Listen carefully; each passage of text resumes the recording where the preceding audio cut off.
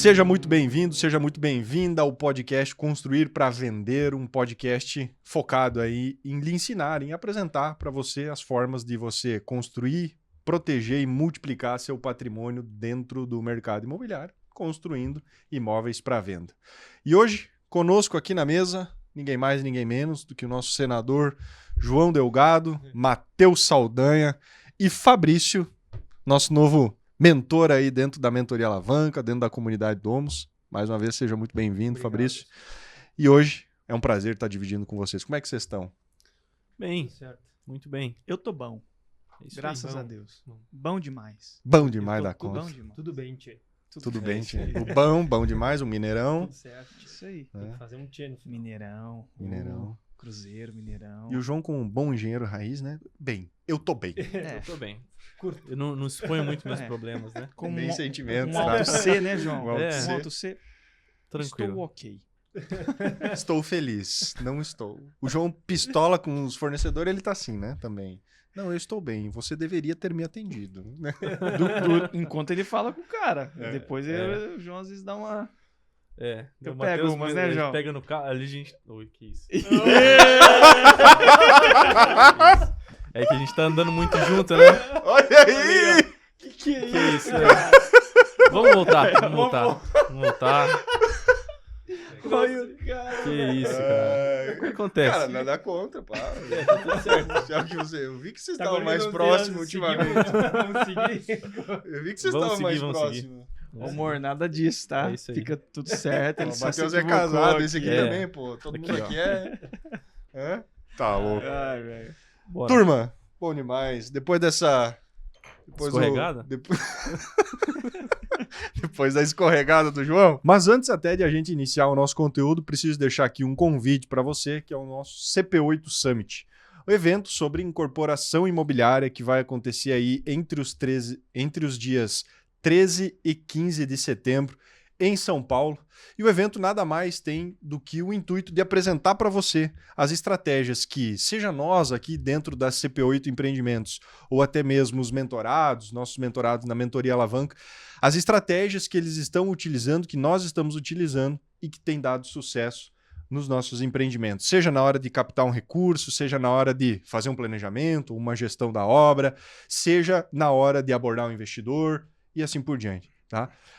O Summit, ele vai ser um evento físico, né? Um evento presencial, perdão, de forma que temos uma limitação de cadeiras, de local, de apenas 1.000 vagas, de forma que é importante, o pessoal em algum local aqui vai deixar, seja o link ou o QR Code, a opção para você conseguir acessar, saber mais sobre e, obviamente, garantir o seu ingresso, tá certo? Esperamos vocês em setembro no CP8 Summit. Senhores, partindo agora para o nosso conteúdo, né, o nosso tema de hoje do podcast, mais uma vez, com certeza, o João e o Fabrício aí vão ter muito a agregar nesse ponto, nada mais é do que a gestão de obra, né? Uma piadinha também, para não perder o negócio, né? Porque dentro da incorporação a gente também tem aquela etapa, né? Que é construir esse empreendimento. E que, claro, a gente sabe que é a etapa que mais toma tempo. Tempo no ciclo, né, Matheus? Por exemplo, a gente que viu muitos casos, tanto na mentoria quanto na comunidade, de a gente apresentando, batendo, né, o martelo, batendo nesse ponto de em qual são as etapas que o incorporador deve se envolver, de forma que o 20-80 está muito presente, né, o princípio de Pareto, né? Apesar de os 20% dos esforços estarem, né, em determinadas etapas de viabilização, de definição de produto e assim por diante, devem estar próximos ao incorporador. Existe aí a etapa de construção e gestão desse empreendimento, que no ciclo, quando a gente pega ele como um todo, ele é o que toma o maior tempo, o maior espaço, né? Então, a gente sabe que para não ter incômodo, né, durante todo esse período, é importante a gente ter planejado, né, João? Isso é um ponto que eu quero que tu explore aqui, o link, né, com o planejamento. Inclusive, temos um podcast aqui já sobre o planejamento de obras. É muito importante que você acompanhe esse podcast para depois conseguir pegar a sequência aqui a etapa de gestão dele, porque a gestão nada mais é do que o que gerir aquilo tudo que foi planejado anteriormente, né? Então, João, para iniciar, por que a gente deve se preocupar, né? Por que a gente deve dar atenção para esse período de gestão e o quão conectada ela está com a etapa anterior, que a gente sabe que é, por exemplo, a etapa de planejamento de obras? Bom, como você mesmo já disse, cara, é fundamental que para que a gente tenha, para que você tenha uma gestão eficiente, você precisa ter passado pela etapa de planejamento. Então, durante a execução do empreendimento ali, contratação da mão de obra, início dessa obra, né, a passagem ali dos meses, o controle ali durante todo o empreendimento, você só vai conseguir, de fato, né, ter uma boa gestão se você tiver as informações. Essas informações, então, foram desenvolvidas, foram obtidas durante o planejamento. Então, para que isso saia 100%, é imprescindível. Vamos revisar rapidamente quais são esses itens, essas ferramentas que a gente viu lá no planejamento que vão ser essenciais agora aqui para a gestão? Bora lá, vamos lá. Então, começando pela gestão e contratação dos projetos complementares, depois a gente pula para a construção do memorial descritivo, que vai ser possível com a obtenção dos projetos. Depois do memorial descritivo, nós vamos ter então o desenvolvimento do orçamento analítico. Com o orçamento analítico, a gente constrói a curva ABC, que vai nortear o incorporador sobre o 80/20 dos materiais e serviços. Depois que nós passamos pelas etapas de custo do orçamento, vamos então para cronograma. E do cronograma ali nós temos os 3 cronogramas. Cronograma físico-financeiro e o nosso cronograma de aquisições. Nosso cronograma Planejamento de aquisições. Boa. Muito bom, gostei. Excelente. Eu vou roubar para mim agora e falar que eu que... Tá ótimo. Boa. Enfim, então esses são os principais pontos do planejamento. Boa. E, cara, seguindo a risca isso, passando ali passo a passo, construindo as ferramentas, a chance, né? A chance de falha durante a gestão, ela reduz muito. Porque você já vai estar com tudo bem orquestrado. Todos os mapas, mapa de custo, mapa de prazo, né? Mapa de qualidade também, que a gente vai falar já dentro da gestão também. Nós vamos desenvolver ainda ferramentas dentro da gestão, né? Então, principalmente esses pontos aqui que a gente passou durante o planejamento são fundamentais. Aí, a gente entra na gestão. A gestão por si só, né? Ela precisa acontecer, precisa ter etapas, fases ali dentro da gestão que precisam ocorrer para que ela, então, tenha sucesso, né? A gente se baseia no planejamento. O planejamento é, sem dúvida, 50% aí, né? Executar todas as etapas é fundamental. João, a gente trouxe aqui uns pontos, né, da importância do planejamento, né? Mas a gente sabe que muitas vezes essa é uma etapa que acaba sendo negligenciada, né, pelo incorporador, ou enfim, muitas vezes por estar no primeiro empreendimento, ele não conseguiu, enfim, acabou não dando muita atenção para essa etapa, né? Mas a gente gostaria de entender um pouquinho, por exemplo, quais seriam as consequências, né? Quais seriam, sentindo aí na pele, as consequências de não ter tido, por exemplo, um planejamento adequado, né, na hora da gestão. Sim, eu vou contar algumas histórias aqui. Vou começar então pela minha história, que está muito linkada com isso também. Com esse aprendizado, imagino eu, né? Exatamente. Então, depois de formado, né, depois de ter me graduado, aquela ansiedade, né, de ir para a obra, estava já numa construtora, já trabalhava numa construtora de obras residenciais e comerciais. E a gente ali naquele fluxo do engenheiro tocador de obras, né? Cara, cheguei a gerenciar, acho que gerenciar é uma palavra muito forte. Vamos falar tocar? Uhum. É melhor, né? Toquei já 16 ao mesmo tempo. Sozinho? Sozinho, cara. Um engenheiro para 16 obras. Não, né? Tu teve a impressão, então, que tu tocou às 16 horas? Meu Deus. É isso aí, cara. Então, Bastante. aquele, enfim, obras residenciais, vai aqui. A rotina desse engenheiro é normalmente assim. Ele acorda já com o pedreiro ligando para ele, né? Cobrando ele de cimento na obra, o caminhão de concreto chegou. Aí ele já sai com a cabeça quente, né? Tendo que buscar um material para levar ali para a obra. Se você não leva o material, a obra para. Aí tu chega no canteiro, daí faltou um joelho de 50. E aquela rotina caótica, né?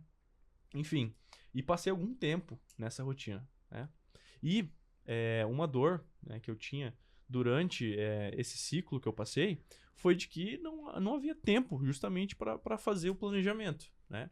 Então as obras não tinham os nossos pilares de qualidade. Aliás, os nossos 4 pilares, né? Que são qualidade, custo, prazo e segurança. Então não havia esse tempo para fazer o planejamento adequado de cada uma delas, né? As obras eram para realmente apagar incêndio. E daí eu percebi que se não houvesse, né?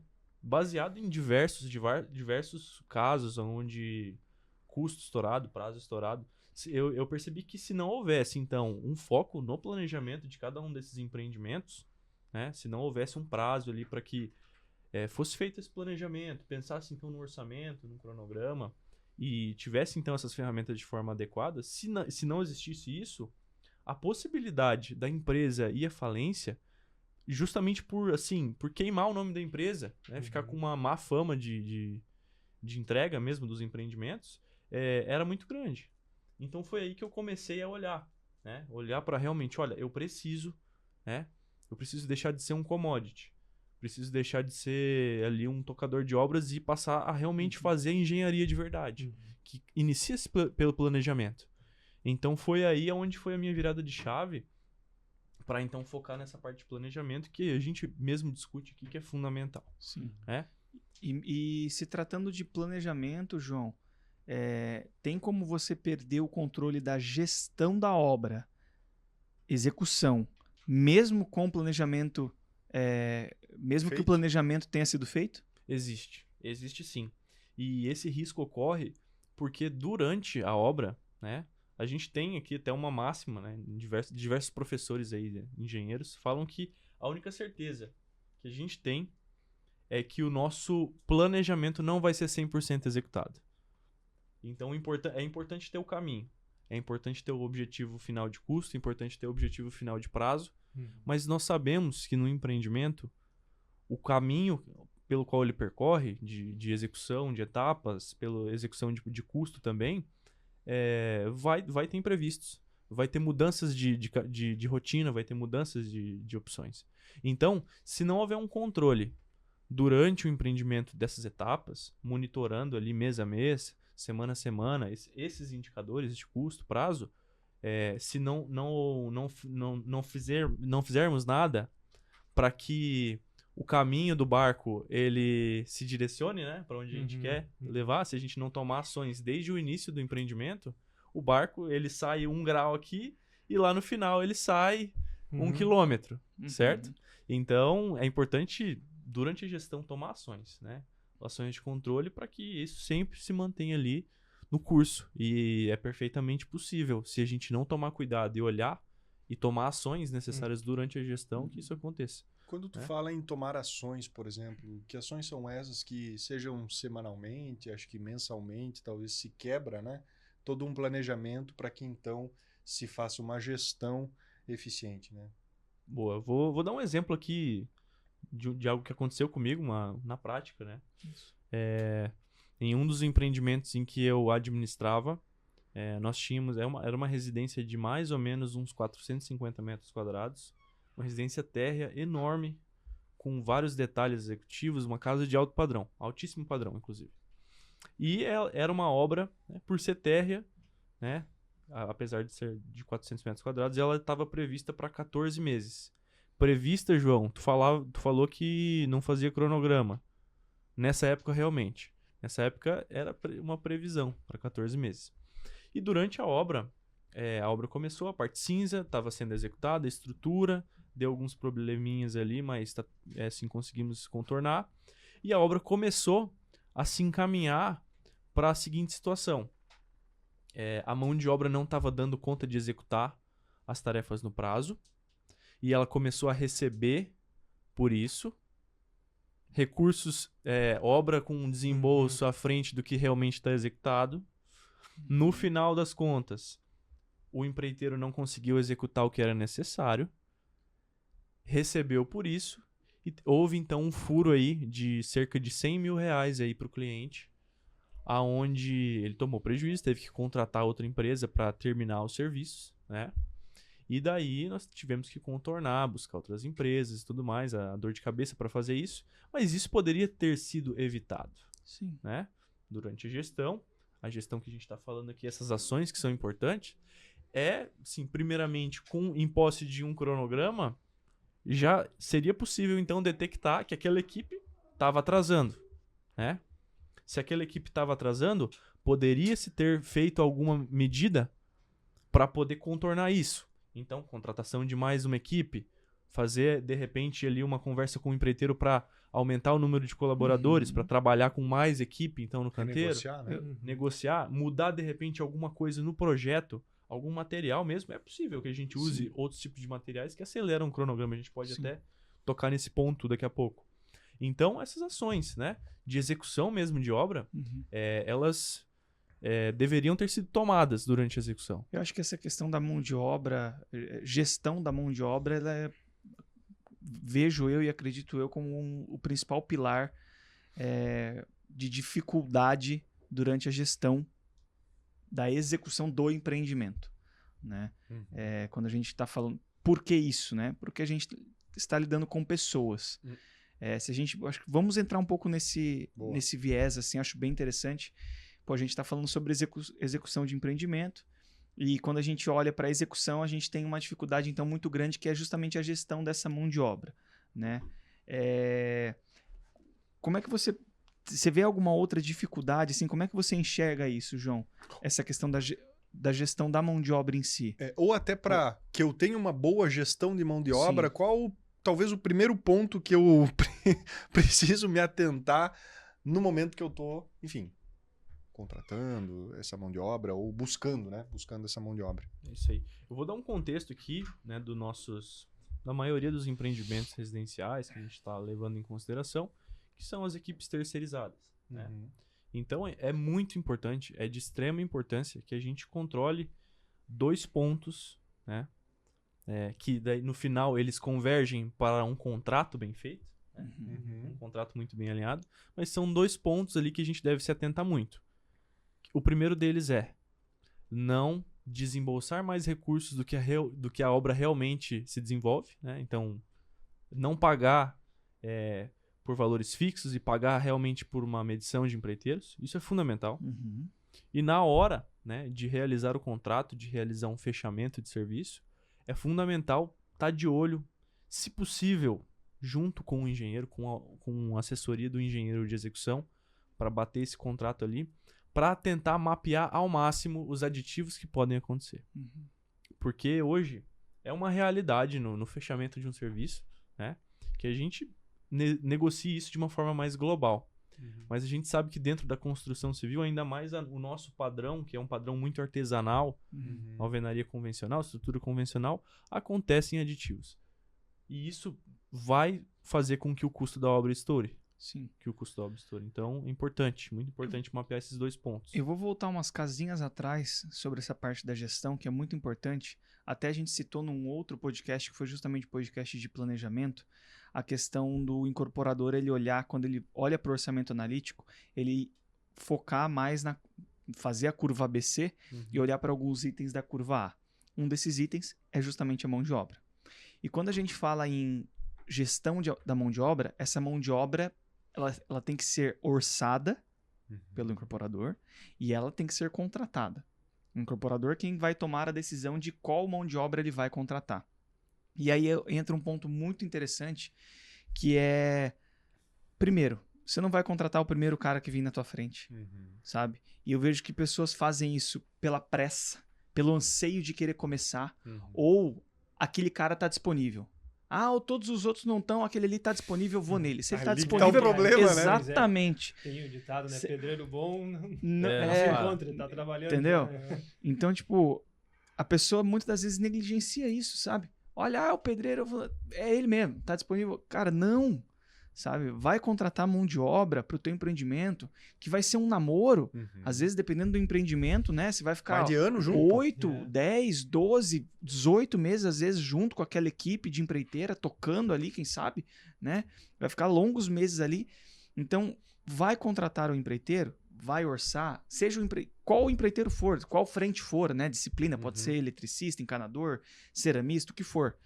Vai contratar esse profissional, você vai, obviamente, ter o primeiro contato com ele, Muitas das vezes vai vir por indicação, muitas das vezes você vai ver placa, vai pelo condomínio, pelo loteamento, pelo bairro, onde for, né? Vai ligar para um amigo que tem um amigo do amigo que conhece o cara que, entendeu? Vai começar a buscar esses contatos de diversas formas.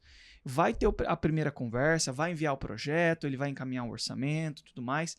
Beleza.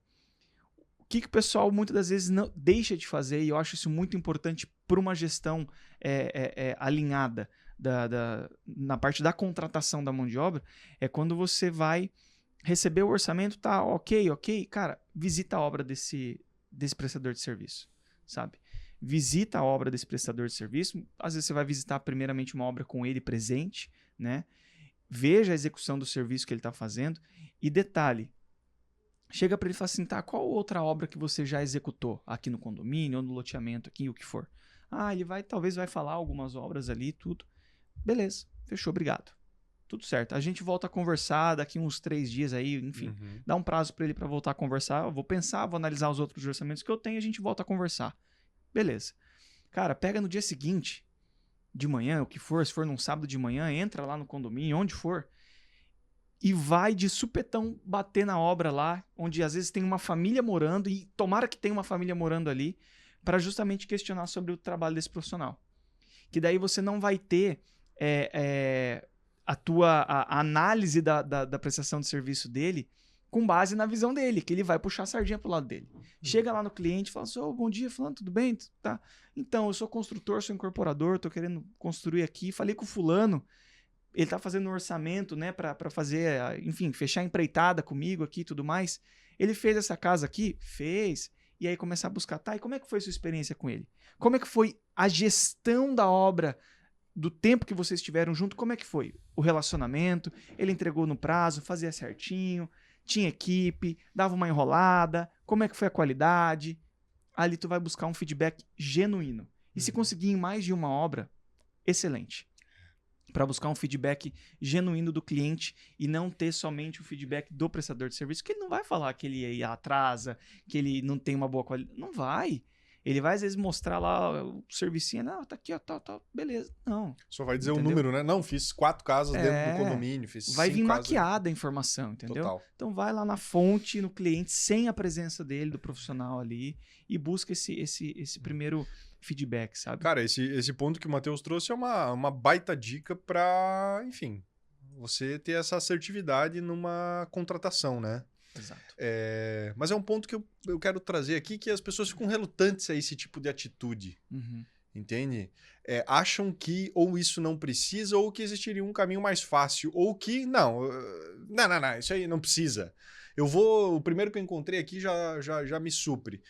E aí, cara, é num momento, num encontro, numa conversa com o proprietário final, que muitas vezes é ele que construiu a casa dele, no sentido, né? Ele não comprou pronta, ele que comprou o terreno, contratou a consultora, ou contratou a empreiteira. É ali que ele vai falar assim, cara, só me incomodei. Sabe aquela manifestação, como o Matheus falou, genuína, né? Só me incomodei, né? Não vinha, não aparecia. Cara, tá escancarado ali os problemas que você também vai ter. Sexta-feira, meio-dia. Eu vinha meio-dia, sexta-feira, já não tinha ninguém na obra. Então, é uma forma que não tem técnica, não tem software, não tem programação, não tem cronograma, não, que é algo que você tem que ir no tete-a-tete. É vivência, cara. É vivência. É na vivência, né? Na vivência para ter esse tipo de percepção. Porque, sem dúvida, você pode evitar um grande erro, né? Um grande erro. Tendo esse tipo de... Só essa dica para gestão e execução da obra já é muito, cara. Já evita muita dor de cabeça. Já. De verdade. Porque a assertividade na contratação de uma mão de obra. Contratação, e é 80-20, né? Com certeza. 80-20. É aquela atitude ou aquele momento, aquela semana ou aquele final de semana que você descobriu que determinado prestador de serviço é excelente, ou não, que depois você não vai ter incômodo por 10, 12 meses. Exatamente. E vou um pouquinho além, tá? Mas a indicação do profissional veio do meu primo e eu confio no meu primo. Não, de jeito nenhum, sabe?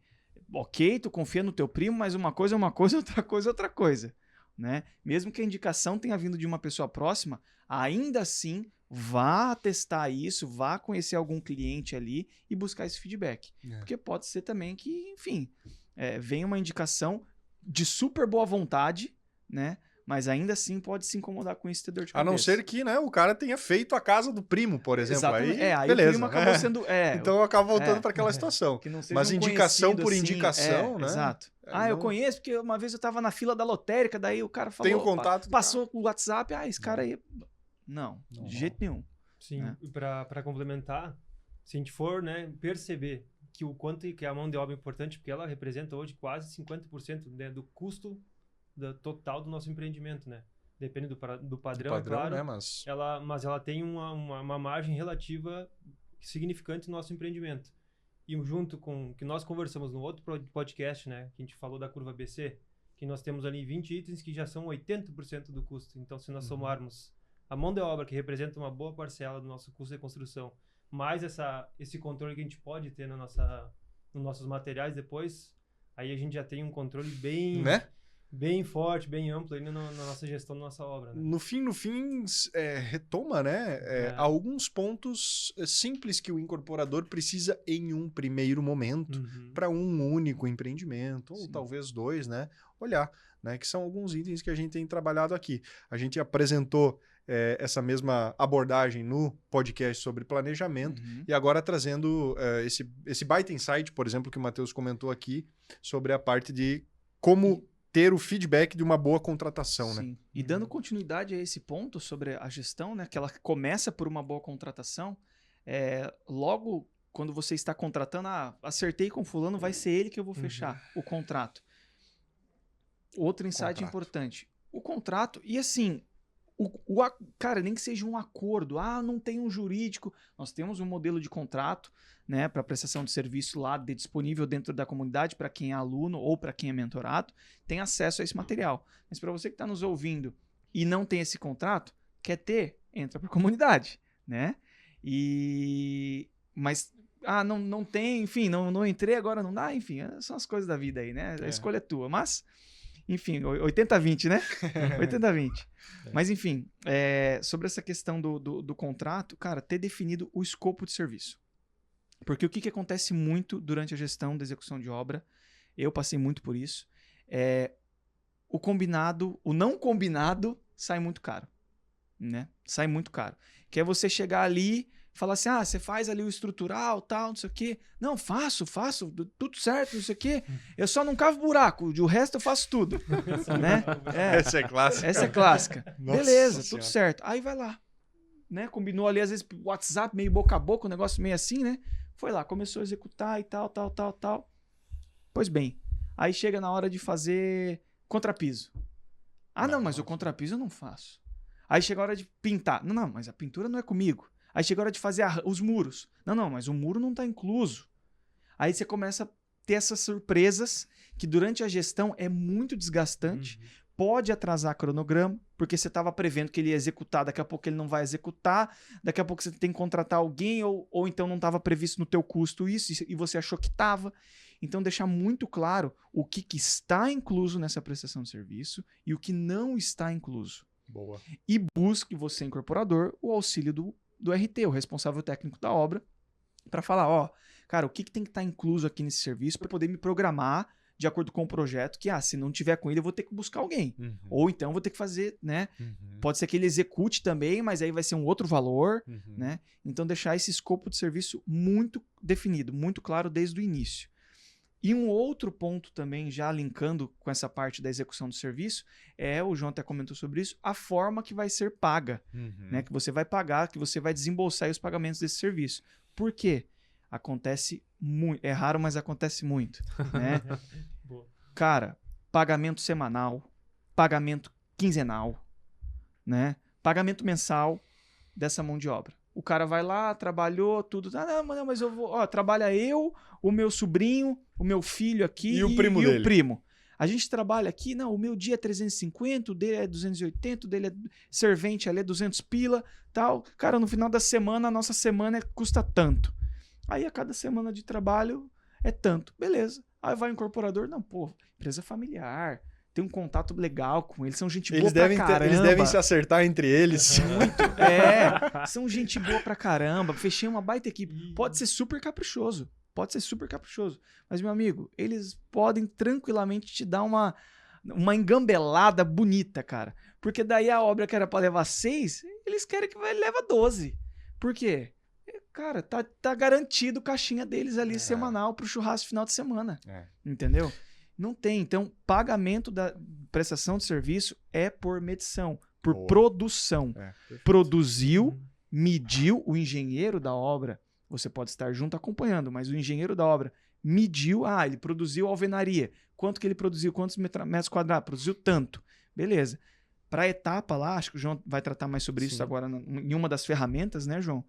Mas produziu, mediu lá, ele produziu tantos metros, quanto que corresponde ao que tem disponível para ele? A alvenaria é 20 mil, produziu 1/3, por exemplo. Mediu lá, então é X valor. E aí paga-se esse valor para ele, ali sempre ao final do mês, né, ou ao início de cada mês, enfim, você pode estipular. Até mesmo nós aqui dentro, quinzenais, né? Nós trabalhamos aqui na CP8, a gente trabalha com 2 medições, né? A gente trabalha com pagamento. Os pagamentos das obras acontecem todo dia 5 e todo dia 20.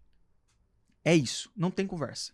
Seja com fornecedor ou seja com mão de obra. Né? Fornecedor e mão de obra. Acontece pagamento dia 5 e dia 20. Então nós organizamos e já avisamos os prestadores de serviço. Cara, você vai produzir, a gente vai medir e todo dia 5 e dia 20 acontece o pagamento. Tá? Então isso é muito importante na gestão aí dessa mão de obra durante a execução do empreendimento. Complementando até o que o Matheus está nos dizendo, fundamental isso. Fundamental esse ponto. Dois aprendizados, né?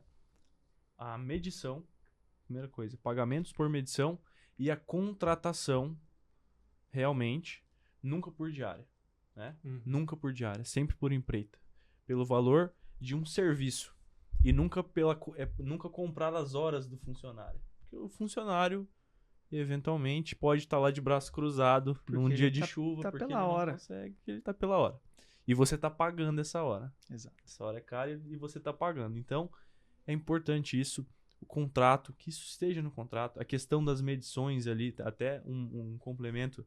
Nós pagamos no dia 5 e 20, mas nós medimos 5 dias antes. Isso. Para aprovar essas medições, para que tenha ali a revisão pelo próprio prestador de serviço, né?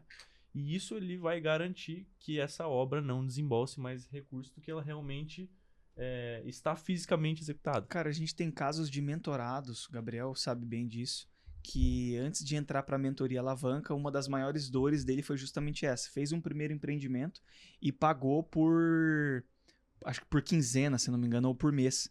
Foi lá, desembolsou, cara, deu metade da obra, o contrato todo já tinha sido pago e o cara não produziu nada, entendeu? Não produziu metade do que era para ter produzido.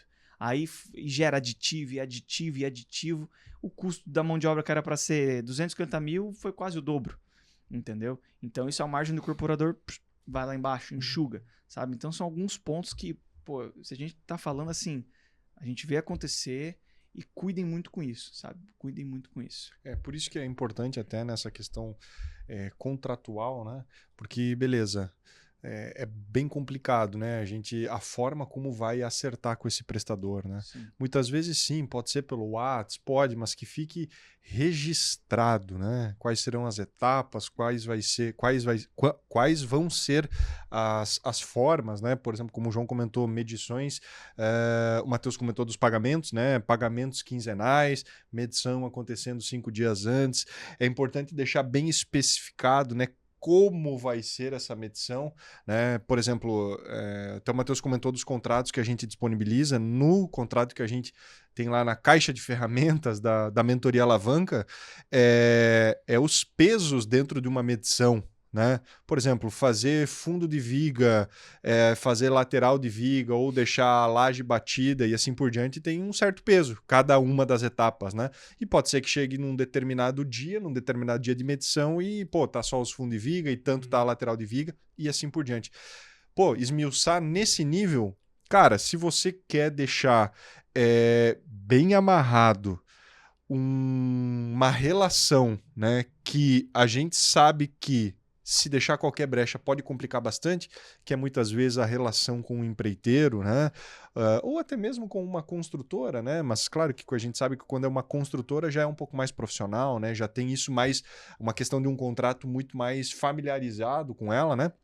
Mas quando a gente está tratando com o empreiteiro, né? Isso precisa estar muito bem amarrado e muito bem consciente da parte dele, né? Como vai funcionar. Todos esses pontos que os meninos trouxeram aqui, para que, cara, você não fique cabelo branco aí igual o João. Hoje o João tá para pegar os cabelos dele para Cristo hoje. Boa. E posso puxar essa? Por gentileza. Então, e aí um próximo passo aí até direcionar para o João. João, até porque, né, nós não estamos quase, né? Foi feito o planejamento, a gente tem um cronograma a ser seguido dessa obra. Foi feito aí, então, uma contratação, uma boa contratação, né? Mas como é que você faz hoje na CP8 para poder executar esse planejamento junto com o engenheiro responsável da obra? Lembrando que o João é o nosso head de planejamento, o engenheiro de planejamento. Nós temos o engenheiro de execução, que é o engenheiro Evandro. Então, para o incorporador, trazendo até para ele como que você pode trazer para o incorporador hoje, que não tem, obviamente, uma estrutura, para um primeiro empreendimento, uma estrutura mais enxuta, muitas das vezes vai ser ele o engenheiro. Como é que seria esse planejamento para as próximas semanas, para as próximas quinzenas ou do mês, para que o que está no cronograma físico seja executado em loco? Isso. Responde com a voz do Bambam. Fala, galera, certo? Certo. Eu vou chocar o mundo agora com as informações aqui. Ó. Boa. O João é nosso... Importante, hein, pai? João é o imitador oficial. Não, eu chego lá, hein? Eu tô... Enfim. Os caras fechou tu lá no Arung, lá? Como é que foi? Fecharam eu em 20 de segurança lá, cara. Me bateram lá, pai. Enfim. Vamos... Eu ainda não ganho dinheiro igual o Bambam, né? Mas... Não é uma luta que vai te dar 10 milhões, né? Pois é, mas é um empreendimento, né? A viabilização do meu próximo empreendimento, enfim. Pessoal, o Matheus falou de um ponto muito importante. Porque a gente está falando de cronograma, de orçamento, são informações mais técnicas, né? E a gente sabe que a realidade hoje, né? A comunicação em si que deve acontecer para os funcionários ali, para o pedreiro que está executando a obra, ela tem que ser simples, direta e ele tem que entender o que ele precisa fazer, né? Então, a comunicação não é o que a gente fala, é o que o outro entende. Perfeito. Certo?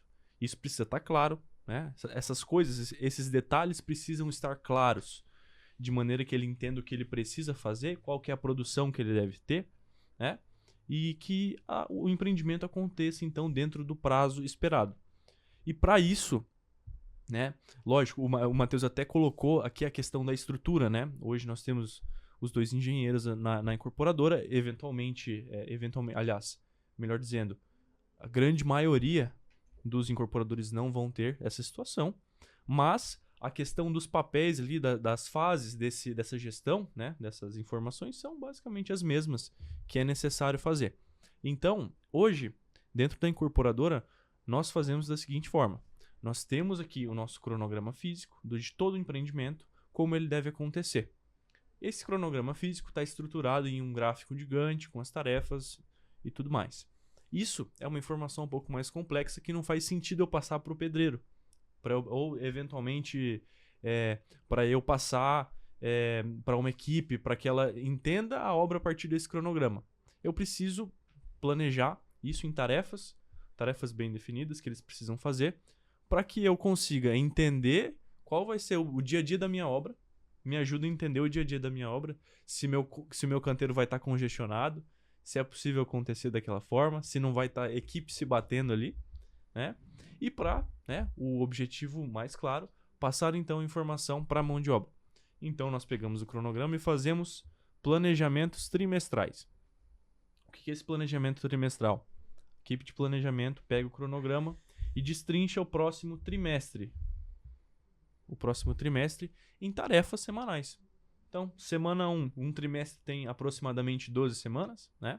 Então, nós vamos ter ali quais serviços vão ter que ser executados no canteiro, quem vai ter que fazer esses serviços, qual prestador de serviço vai fazer e também quais contratações a gente vai ter que fazer e quais materiais a gente vai ter que comprar.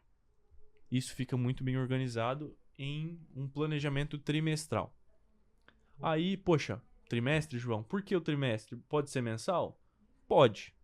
Mas é importante ter uma análise macro do que você precisa contratar e comprar no cronograma. Uhum.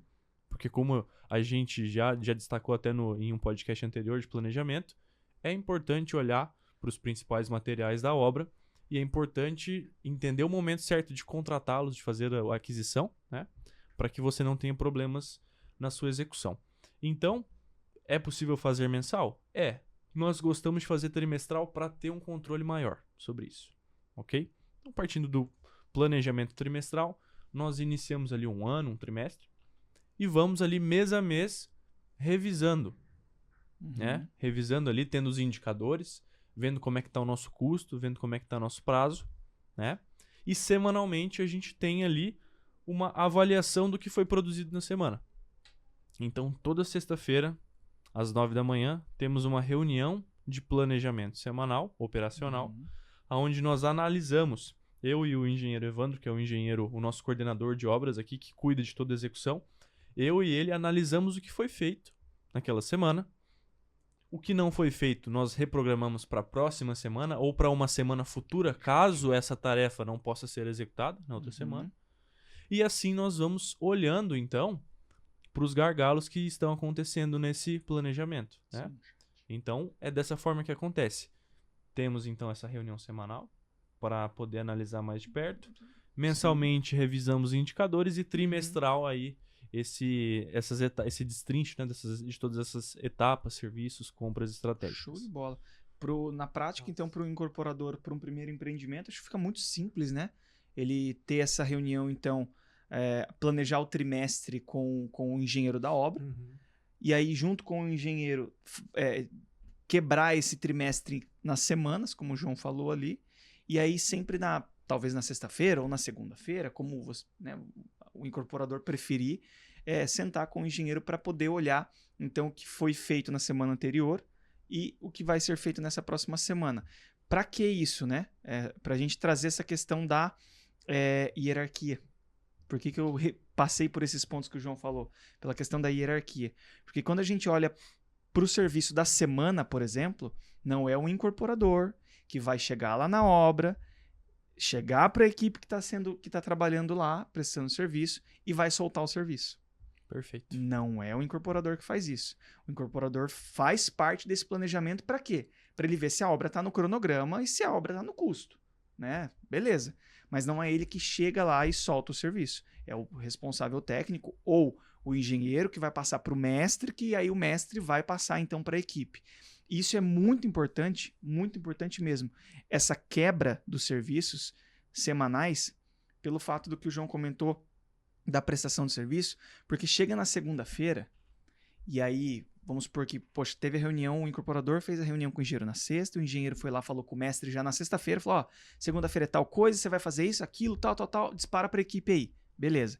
Vai chegar na segunda-feira, a equipe vai fazer aquilo que foi proposto, pelo mestre ou pelo engenheiro, né? E não o armador vai chegar, ele tinha que, sei lá, ajudar, enfim, a armar a viga tal, ele tá armando outra estrutura que nem era para estar sendo armado naquele momento, né? A escada que nem tá, mas é o que ele gosta, ele produz exatamente. rápido. E isso é um detalhe. E isso é um detalhe. Olha só, essa questão do produz rápido. Porque eles também têm essa malícia da produção. Total. Quando ele sabe que ele recebe por produção, ele vai, principalmente contrapiso, né, João? Ou então, vamos dar um exemplo bem simples e prático. Assentamento de piso. Né? Assentamento de piso. Isso é boa. O cara sabe que ele recebe por produção. No planejamento, ele tem que, vamos dar um exemplo aqui, ele tem que fazer o assentamento na segunda-feira da garagem. Vamos dar na garagem, que é ali 5 por 5, vai, a garagem. Beleza. No planejamento é isso, né? Por tantas outras questões macro que o engenheiro está olhando dentro das equipes que tem ali, que tem várias frentes trabalhando ali, né? Só que aí o espertão, que quer receber por produção, ele vai lá e fala, não, eu não vou produzir a garagem. Eu vou produzir o living da casa. Essa semana Que- tô precisando mais. Exato. Tô precisando de mais dinheiro. Vou Isso. produzir o living. Vou passar, vou colocar o pano do living. Que daí, cara, numa matada eu termino esse living e eu vou receber uma fatia maior. Só que esse prestador de serviço, ele está única e exclusivamente olhando pro bolso dele. Ele quer produzir mais aquilo ali, porque é fácil para ele produzir e ele já quer receber uma maior fatia. Entendeu? Só que ele não tá olhando para os outros prestadores de serviço que às vezes estão lá com a escada terminando forro, Exato. por exemplo. E aí, puf, ele tá lá no meio da sala, aí vem o gesseiro e fala, cara, o que você tá fazendo aí? Não, eu tô passando, colocando piso. Não, mas eu tenho que terminar o forro, e como é que você tá colocando piso? Pum, aí choca as frentes. Entende? Então é muito importante essa questão do planejamento semanal ali. Para não ter esse choque de frentes e chegar na segunda-feira, o cara não produzir o que ele quer. Ele tem que produzir o que é para ser produzido de acordo com o planejamento. Esse é o ponto. E o próprio planejamento, muitas vezes, né, quando ele é bem feito, na hora que a gente chega nesse momento da gestão,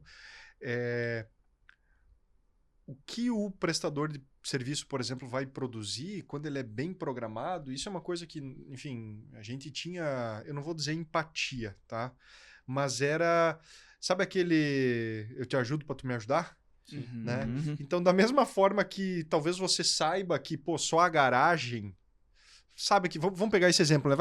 Não é que vai ficar ruim pro cara, mas que eu consigo aproveitar mais dele. Você também, como, por exemplo, você como incorporador, principalmente em conversa com o teu gestor, o teu engenheiro, né? O teu responsável, veja, tá, qual é a outra frente que ele também pode atacar? Claro. No sentido de, tá, beleza, dá para atacar um living, o banheiro da suíte master, algo do tipo, porque todas as frentes... Então, essa atenção semanal, quinzenal, mensal e depois trimestral, também poder olhar para esse tipo de coisa, né? Com certeza. Poder olhar para esse tipo de coisa. Por quê? Porque senão a tua mão de obra vai se frustrar Sim. e ela vai te ferrar. Ela, De repente, não aparece mais no canteiro de obra. Exato. Né? Porque ela também vai para onde ela pode produzir. Uhum. Então, ela tem que fazer o que está determinado para ser feito, bem como o Matheus falou, mas é papel do gestor ali, e eu vou usar o gestor como engenheiro e incorporador, né? Ficar atento a isso. Porque Sim. daí também você está aproveitando para ganhar tempo, enfim, principalmente tempo, né? No seu Muito bom. cronograma. Muito No seu bom. cronograma. João, a gente trouxe aí, né, que o planejamento da mão de obra... eu queria até, antes de começar um outro ponto, voltar um pouquinho ao ponto que tu comentou de como traduzir. Tu comentou sobre isso, de como traduzir, porque a mensagem dada precisa ser entendida por outra pessoa, e a gente sabe que ali é um ponto de dificuldade. Sim. Né? Seja por jogo de cintura, seja por... cara, teve um dia... Teve um dia, regalou. Teve um dia. Cara do céu, velho. Vou contar essa história rapidinho. Conta, né? Enfim, numa obra que eu trabalhava, era um multifamiliar, e os carpinteiros, velho, desorganizados. Os caras não se preocupavam com os pregos, caía do negócio, né? Caía do bolso, e eles estavam cagando no negócio. Continuavam tocando o coisa. E não tinham preocupação com a organização do canteiro. Sabe, prestação de serviço que a gente tem, de certa forma não, a gente tem determinado. Pegou limpo, deixa limpo. Perfeito. Você pega a alvenaria, quando o cara vai fazer o reboco, não tem caco de tijolo no chão. Não tá espalhado. Ele pegou limpo, ele deixa limpo. E um dia eu falando assim, tá conversando, pô, né, fulano, tu não deixa tua casa assim, mas o cara só me puxa o martelo, velho. Quando ele puxa o martelo assim, eu falei, epa, o cara vai... Tu que sabe como é que tu deixa tua casa, né? tipo, pô, tu não cuida da tua casa assim? Querendo trazer os caras, né, pro negócio aí, porque... Pô, a maior parte do tempo tu tá aqui, cara. Tu não tá nem em casa, tu tá mais tempo aqui do que em casa. E os caras eram parceiro. 5 horas da manhã, um dia, nós lá em obra, para conseguir vencer alguns detalhes, reforço de umas formas que era de divisa, assim, para concretagem começar às 7 horas. Os caras eram parceiros, sabe? Sim. Então, o que eu quero trazer com esse ponto todo?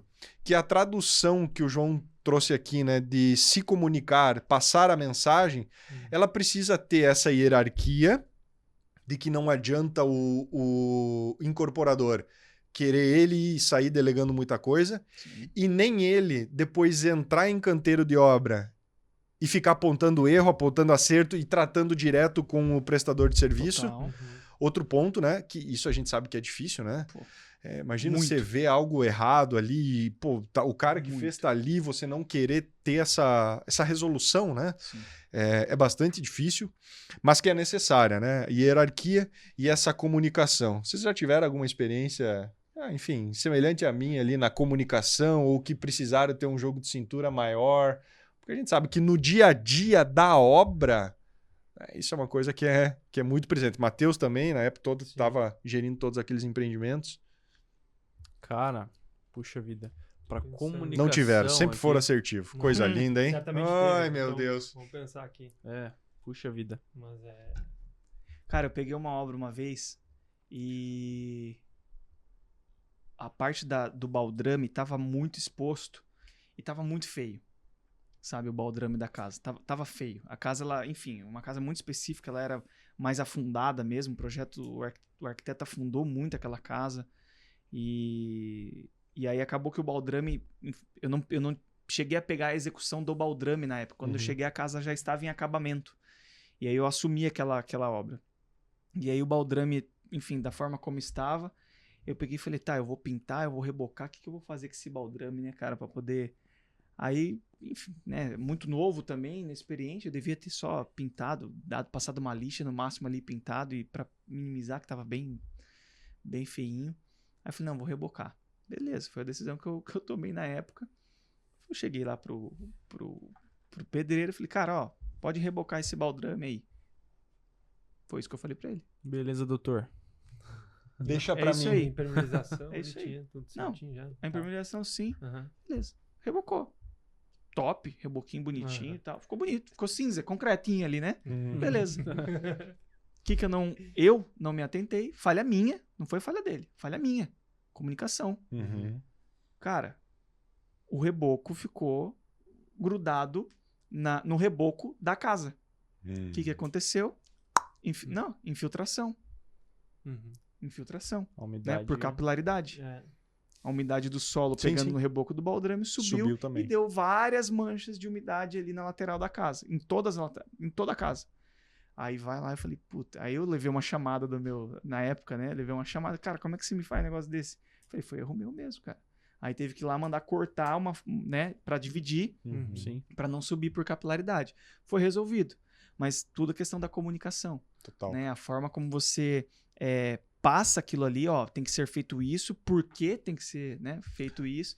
Isso a gente aprende. Até porque aí tem, por isso, esse jogo de cintura ali com o prestador de serviço. Cara, muitas vezes ele sabia. Ele se ligava que deveria ter feito. Só que Pode ser. eles realmente, muitas vezes, não estão se importando, né? Sim. E tocou direto. Era o que era mais fácil. Não precisava dar o acabamentozinho. Ele ganhava no tempo. Ele produzia a mesma coisa. Com Enfim, certeza. não foi. Então, isso com certeza é muito importante. Essa questão da assertividade na comunicação. E porque a gente sabe que para o dia a dia, né, da obra, da gestão da obra, fica complicado. Senhores, até para a gente poder se encaminhar para o final, acho que tem um ponto importante que queria entender, João, qual hoje, por exemplo, as principais ferramentas, né, que são utilizadas aí durante o período de gestão, para manter aí a qualidade já que a gente falou até agora, né, do acabamento, da questão do reboco, para que a gente tenha qualidade na execução, controle e assim por diante. Sim. A gente já está, então, falando mais sobre qualidade agora, né? Tem a questão das ferramentas, né, que a gente usa durante a gestão de acompanhamento de custo, curva S, né? Uhum. Basicamente, resumidamente, ela é um produto, né, do cronograma físico financeiro, onde você vai fazer ali um acompanhamento do quanto você gasta todo mês e você deve se manter sempre abaixo dos gastos. Resumido. Enfim, a curva ABC que durante a gestão a gente vai analisar vai olhar para ela para saber onde focar, saber quais materiais a gente vai focar a negociação, ou eventualmente uma renegociação para tentar baixar mais o custo, acontece. Eventualmente você está em uma etapa de obra que, poxa, acabou saindo mais caro do que o previsto e você precisa manter o custo, precisa, né, tá ali trabalhar com outra negociação para tentar trazer teu custo de volta. Acontece, você precisa, né, tá de olho nesses materiais que te trazem mais resultado. Mas falando sobre qualidade, né, é imprescindível. Então, junto com custo e prazo, a gente precisa olhar para isso, né? E hoje nós utilizamos basicamente duas ferramentas que a gente desenvolve durante a gestão do empreendimento. Hoje a gente já tem aqui dentro da CP8 já uma estrutura para isso. Nossos empreendimentos são padrão, então nós usamos a mesma estrutura de informações ali, né, para cada um aliás, para os mesmos empreendimentos, já temos essa estrutura criada, mas são os procedimentos operacionais padrão e as fichas de verificação de serviço. O que são essas ferramentas? Os procedimentos, para cada serviço dentro do canteiro de obras, eles vão ter ali uma descrição de como é feito. Só isso? Basta? Não. Precisa especificar como fazer, qual material eu uso, né? Eventualmente algum tempo de cura para execução, né? Pode ser colocado também, a gente recomenda que coloque, né, nos procedimentos uma referência de foto mesmo de como deve ficar o serviço após finalizado, né? Enfim, os materiais, já disse, basicamente são esses pontos. Então são instruções de como aquele contratado, né, aquela mão de obra deve executar determinado serviço. Porque a gente sabe, né, que eventualmente pode mudar a forma que cada mão de obra executa. Às vezes, o reboco que a gente executa ali no Paraná é com cal. O pessoal gosta de executar reboco com cal e a gente sabe que dá problemas, né? Enfim, aí aqui a gente exige que execute só areia, cimento e aditivo. Então, é importante ter essa instrução técnica, né, através de um procedimento operacional padrão, que isso pode ficar amarrado em contrato. É muito importante também dizer. É importante que você deixe também essa instrução. Poxa, no contrato vai ficar a forma como deve executar está baseada nesse documento aqui. Esse documento pode ser despachado para o prestador de serviço no momento da assinatura do contrato. Então, legal fazer isso para que isso fique bem alinhado, né? E ele vai ter informação correta de como executar. Esses materiais vão estar no seu orçamento analítico, então a possibilidade, né, a probabilidade desse custo fechar, dessa conta fechar ali, se torna muito, muito maior, né? Enfim, e através dessa ferramenta você consegue instruir a tua mão de obra como fazer. Mas, poxa, não é só instruir, tem que acompanhar, né? Então, é importante que o engenheiro de execução, né, no momento de iniciar os serviços, esteja ali verificando a qualidade dessa equipe, verificando se está sendo feito conforme o combinado, conforme o procedimento operacional padrão. E durante a execução dessa equipe no canteiro, de um determinado serviço contratado, a gente usa as fichas de verificação de serviço, que são o quê? Basicamente, os critérios de qualidade que estão com base nos procedimentos operacionais padrão. Se cumpriu ou se não cumpriu, né? Exatamente. Literalmente um checklist, né? Checklist de execução.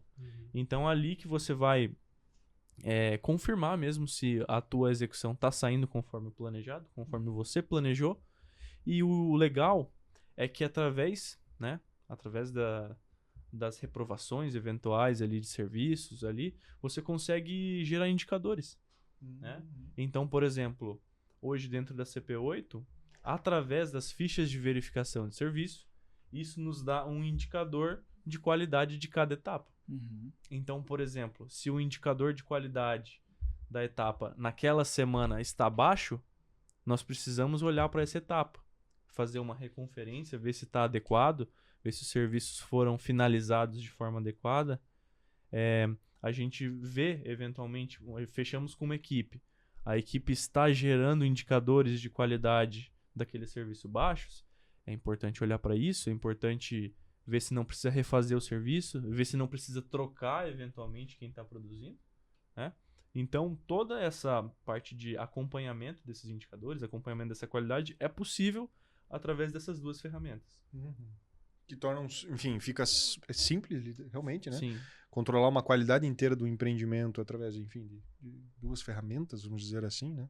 Uma que, ó, tá aqui como faz e a outra você controlando, né? Exato. Se foi bem feito, então. Coisa boa, cara, coisa boa. Senhores, Muito bom. muito bom. Muito bom. Chegamos ao fim de mais um podcast. Hoje aí, passamos pelos principais pontos, aqueles os quais, né, seja o incorporador precisa ter atenção direta ou aqueles os quais o incorporador deve ter noção para conversar, para alinhar com o seu responsável técnico, seu engenheiro, para que o teu empreendimento possa ter uma gestão organizada. Teve Obra, né? obra, né? Obra, né? A obra tem a gestão. É. Que aí o empreendimento a gente abre um pouco mais o leque. Correto. Entendi, Aí a entendi. gente já vai para contabilidade. Sim, sim. Gestão. Entendi. Entendeu? Sim, boa, perfeito. A tua obra tem uma gestão eficiente, de forma que você, enfim, como incorporador, mire, foque, né, nas principais etapas as quais você deve se colocar. Né? São pequenas atitudes, pequenas tomadas de decisão ali que podem contribuir muito. Trouxemos exemplos hoje. Por exemplo, quando você vai verificar com um antigo cliente se aquele prestador de serviço, aquele empreiteiro teve uma boa qualidade de serviço, se ele se incomodou ou não durante a execução da obra, já vai te poupar muito tempo. Tá? Então, esse foi o objetivo de hoje, poder trazer, espero que vocês tenham gostado. Da mesma forma que no podcast anterior tratamos sobre planejamento, hoje a sequência desse planejamento, a partir de um planejamento bem feito, uma boa gestão de obras. Matheus, Fabrício, João, mais uma vez, muito obrigado. Valeu, Valeu, gente. gente. Obrigado. Valeu, pessoal. Um abraço. Falou, Valeu. tchau, tchau. Valeu.